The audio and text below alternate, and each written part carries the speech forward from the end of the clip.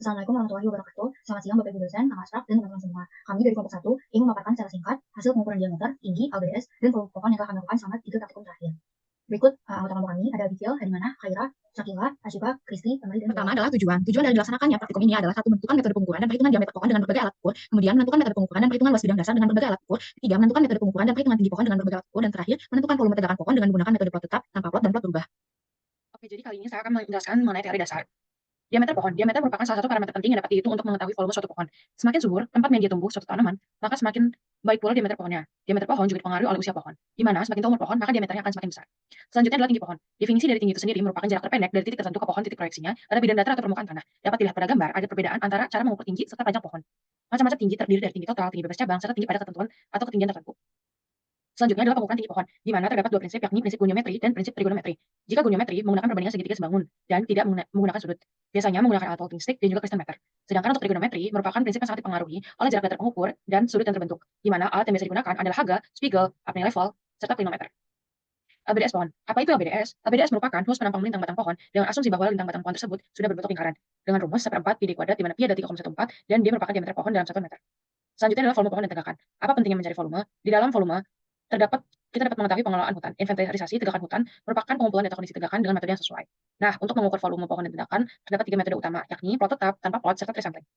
Oke, untuk metode plot tetap merupakan ada beberapa tahapan. Di antaranya yang pertama, menentukan koordinat tengah plot tetap. Titik tengah plot tetap sebagai acuan posisi, dilakukan pencatatan berupa koordinat geografis. Lalu yang kedua adalah pembuatan plot, penomoran pohon, dan penomoran plot. Membuat dua plot dengan ukuran masing-masing plot adalah 0,04 hektar area dengan bentuk lingkaran yang berjari-jari 11,28, di mana antara plot tidak boleh saling tumpang tindih.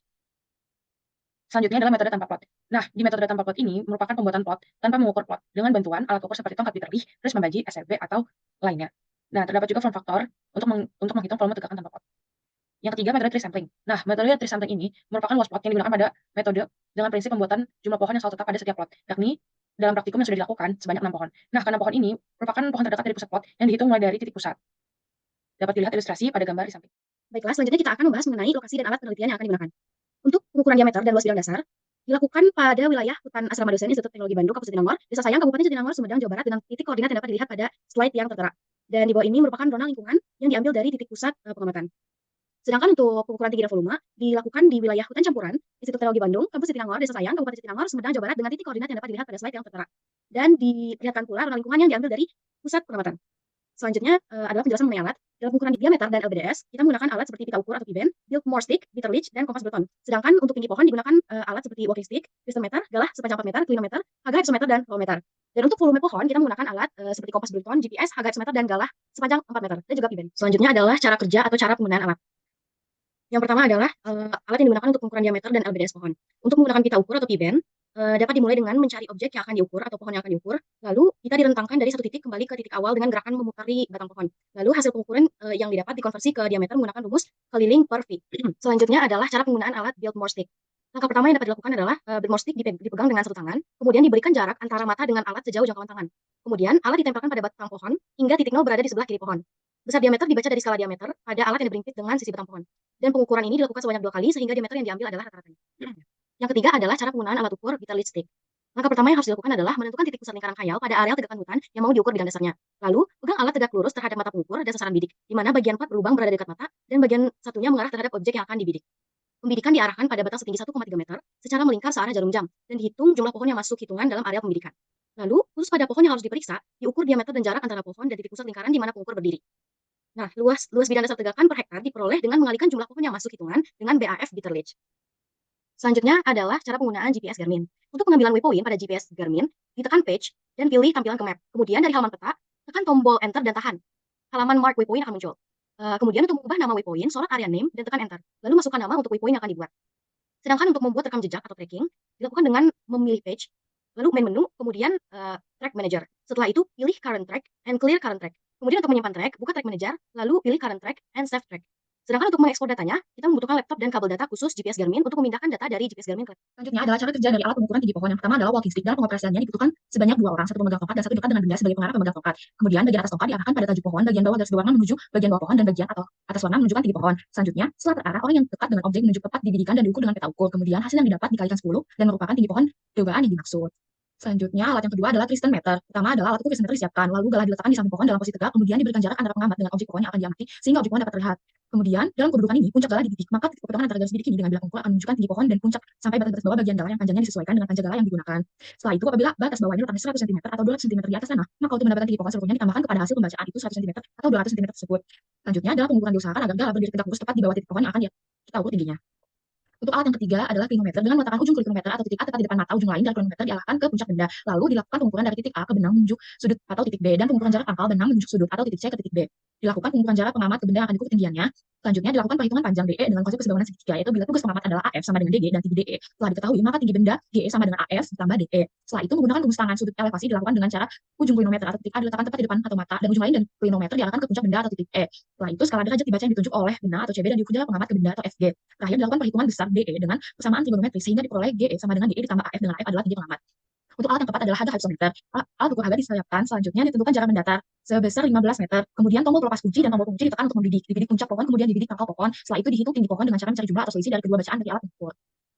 Untuk cara kerja atau pengukuran volume tegakan menggunakan alat Haga hypsometer sama seperti sebelumnya. Alat ukur Haga disiapkan, kemudian ditentukan jarak mendatarnya sebesar 15 meter, 20 meter, atau 25 meter. Kemudian tombol pelepas kunci dan tombol kunci ditekan untuk membidik. Setelah itu dibidik puncak pohon, kemudian dibidik pangkal pohon. Lalu dihitung tinggi pohon dengan cara mencari jumlah atau selisih dari kedua bacaan dari alat pengukur.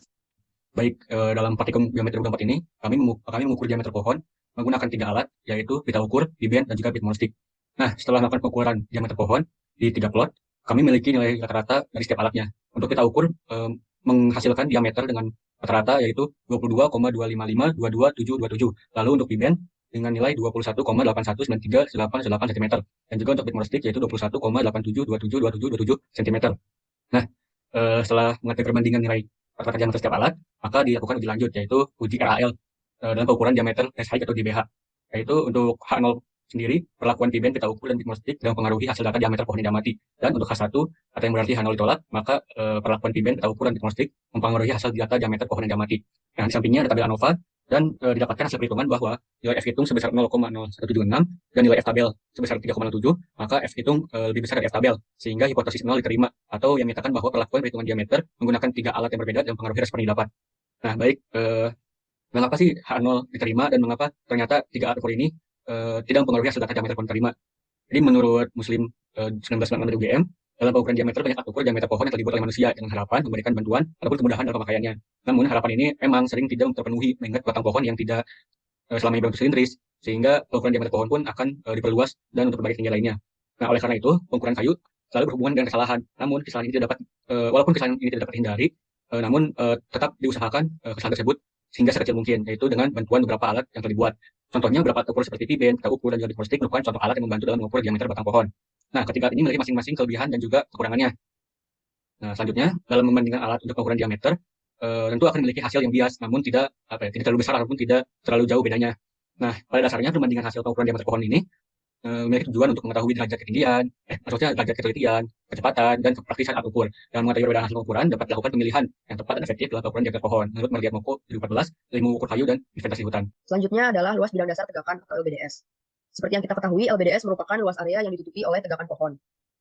LBDS dihitung dengan rumus 1/4 pi d kuadrat dan D adalah diameter setinggi dada atau 1,3 meter dari permukaan tanah. Pada pengukuran ini, LBDS digunakan beberapa alat berupa pita ukur, P-bend, bit monostik, bitterlistik, dan juga 3 plot, yaitu plot 1, plot 2, plot 3 sebagai pengulangan. Didapat nilai rata-rata seperti grafik 1 dan juga perbandingan hasil pengukuran untuk setiap pohon pada grafik 2. Untuk rata-rata setiap alat dan juga setiap plotnya didapat pita ukur 5,42, P-bend 5,28, bit monostik 5,29, dan juga bitterlistik 17,6. Di sini terdapat beberapa perbedaan nilai yang cukup mencolok antara bitterlistik dan alat lainnya. Hal ini menunjukkan bahwa alat pengukuran yang digunakan dapat mempengaruhi hasil pengukuran. Ini bisa disebabkan oleh cara bitterlistik mengevaluasi pita secara lebih luas atau cenderung membesar-besarkan ukuran pita. Tetapi ada kemungkinan faktor kesalahan pengukuran terjadi karena penggunaan bitterlistik yang berasal dari penggunaan alat yang tidak tepat atau kecerobohan dalam pengukuran. Namun dalam pengukuran ini diduga untuk setiap plotnya terdapat plot yang mengukur pohon di luar plot area untuk LBDS ini. Sehingga terdapat perbedaan nilai rata-rata yang signifikan antara kelompok atau antara plotnya. Selanjutnya, menggunakan analisis rancangan acak lengkap untuk LBDS, di mana digunakan hipotesis 0 itu perlakuan setiap alat tidak mempengaruhi hasil data LBDS, dan hipotesis 1 perlakuan setiap alat mempengaruhi hasil data LBDS. Kemudian didapat bahwa F tabel lebih besar daripada F hitung, di mana F tabel adalah 8,02 dan juga F hitung didapat 4,26. Sehingga hipotesis 0 diterima, yaitu perlakuan setiap alatnya tidak mempengaruhi hasil data LBDS pohon yang diamati. Oke, uh, next slide merupakan hasil tinggi total dari praktikum penunjukan 2024. Kita lihat di bagian kanan ada 2 grafik, yaitu grafik pengukuran tinggi total pada pohon, yang kedua ada grafik mengenai hasil pengukuran waktu pada pohon. Nah, 2 grafik tersebut kita menggunakan 5 alat, yaitu alat pertama ada crescent meter, ada walking stick, ada Hugger hypsometer, ada clinometer, dan ada kombinasi. Nah, pada grafik pertama kita lihat bagian pohon pertama, yaitu hasil yang tinggi untuk pengukuran tinggi total pada pohon diperoleh oleh alat walking stick. Pohon kedua diperoleh oleh hasil kombinasi, pohon ketiga diperoleh oleh walking stick, pohon keempat diperoleh oleh Hugger hypsometer, dan pohon kelima diperoleh oleh clinometer. Nah, untuk grafik kedua, kita lihat pohon pertama, yaitu pohon yang mendapatkan waktu yang lama untuk mendapatkan hasil tinggi pohon, yaitu diperoleh oleh alat kombinasi. Pohon kedua diperoleh oleh kombinasi, pohon ketiga diperoleh oleh Hugger hypsometer, pohon keempat diperoleh oleh walking stick, pohon kelima diperoleh oleh clinometer. Nah, untuk perhitungan RAL itu sendiri adalah kita lihat dari grafik RAL untuk pengukuran tinggi total pohon. Oke, kita lihat grafik alfanya, kita memperoleh hitung dengan nilai 0,38 dan F stabil senilai 2,87. Maka kita dapat menyebutkan F stabil lebih besar daripada F hitung, sehingga A0 kita terima. Nah, karena A0 kita terima, maka kesimpulan yang kita dapat adalah pelakuan crescent meter, walking stick, Hugger hypsometer, clinometer, dan kombinasi tidak mempengaruhi hasil data tinggi pohon yang diamati. Next, kita tinggi bebas cabang atau TBC. Nah, kita lihat grafik di bagian kanan, di grafik mengenai perbandingan relatif hasil pengukuran tinggi bebas cabang TBC pada pohon. Nah, di grafik ini juga kita menggunakan 5 alat, yaitu crescent meter, walking stick, Hugger hypsometer, clinometer, dan kombinasi. Kita lihat pohon pertama yang memiliki hasil tertinggi pada hasil pengukuran tinggi bebas cabang diperoleh oleh alat walking stick. Pohon kedua yaitu crescent meter, pohon ketiga yaitu crescent meter, pohon keempat yaitu Hugger hypsometer, pohon kelima yaitu Hugger hypsometer. Untuk perhitungan RAL pengukuran tinggi bebas cabang, kita lihat grafik ANOVA-nya.